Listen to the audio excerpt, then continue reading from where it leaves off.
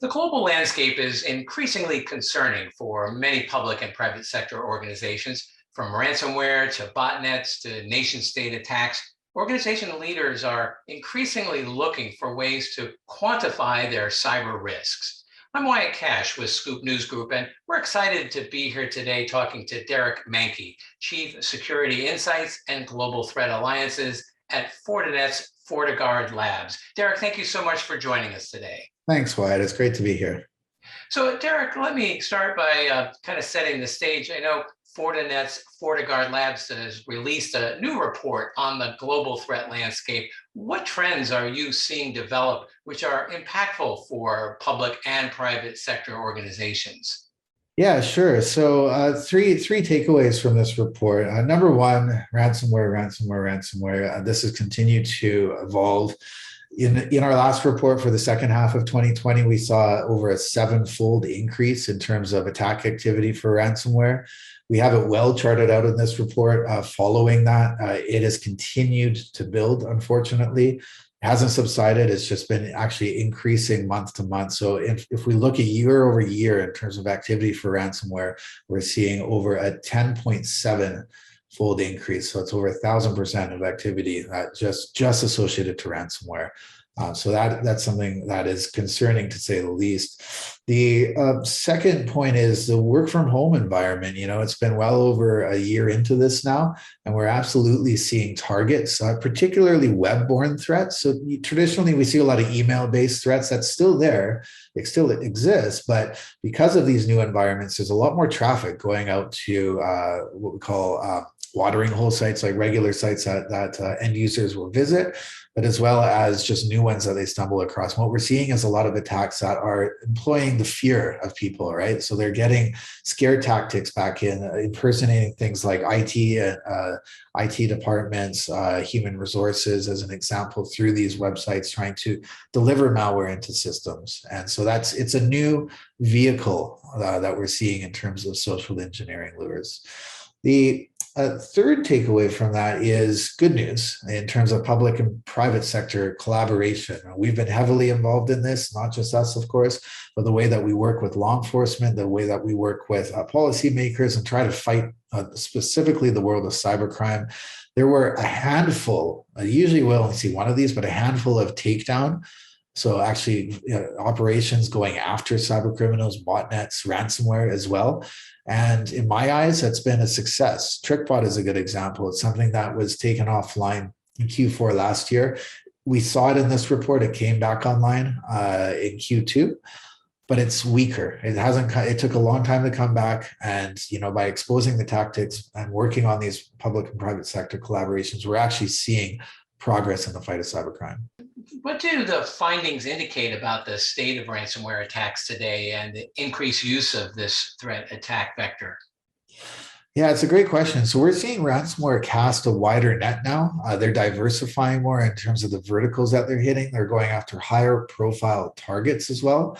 So if we look at the last landscape report as an example, threat landscape report, Q4 last year, the last half of 2020, telecommunications, healthcare, government, they're all in the top 3. But this year, in the first half, what we saw was MSSP introduced into that, managed security service providers, as well as manufacturing and operational technology.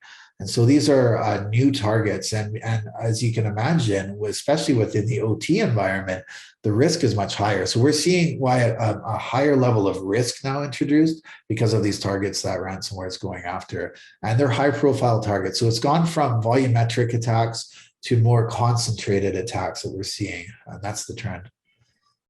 Well, and can you describe how threat actors are evolving their techniques recently and really what this means for defenders?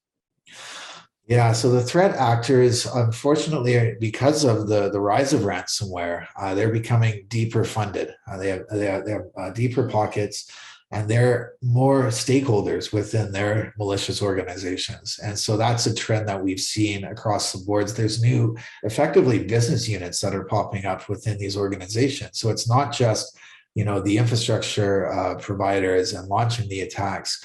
It's also the money launderers behind the scenes. It's new support departments that are set up to do negotiations with the ransomware victims. And there's also the business affiliates and partnerships that they're doing with hand-selected partners now, because the level of commission they're paying is very high. In some cases, it's 70 to 80% commission of the ransom demand that's going to the people who are actually not developing the technology itself, but orchestrating and launching the attack. And that's a big shift in trends that we've seen. We've also highlighted in the landscape report, this is the first time we've highlighted techniques that attackers are using. We've always highlighted what botnets and malware is out there and so forth. And now we're highlighting the techniques and able to actually get this what I call high resolution intelligence it's like putting a microscope onto these attacks. And it's quite interesting. We're seeing a big effort in terms of techniques from attackers to do things like defense evasion. So we're looking at how they're doing that, as well as lateral movement. In fact, the most popular technique still for lateral movement, so how do they move from device to device, is still removable media, as an example. So interesting statistics that we call out in the landscape report. Very interesting, and certainly impressive of what big business this has become.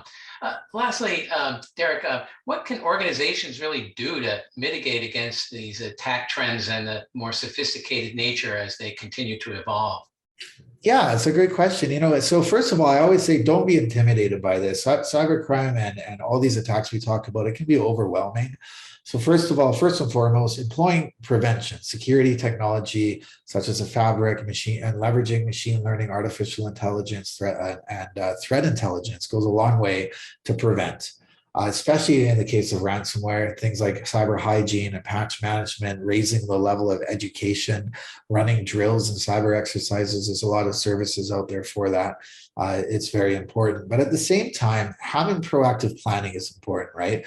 Coming up with incident response planning, being aware of the threat, looking at things like cyber insurance policies, making this a board level discussion is very important as well. Just raising that level of education, because in all honesty, what we're seeing with these attacks, the amount of collateral damage that happens after the attack, the latest cost of a data breach report that was released this year, it's on average over 8 million, nearly $9 million US, per breach, per attack.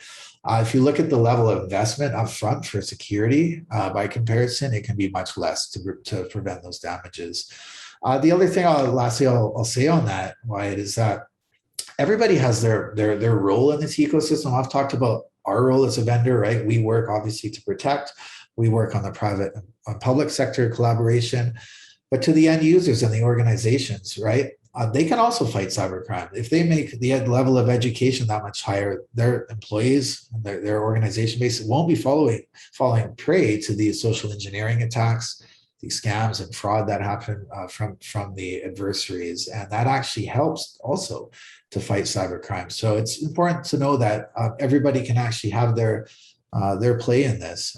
It's not just about protecting their own networks at the same time. Well, those are some great points. Derek Manky, thank you so much for joining us and sharing your insights with us today. And thanks to our audience as well for tuning in. Thank you.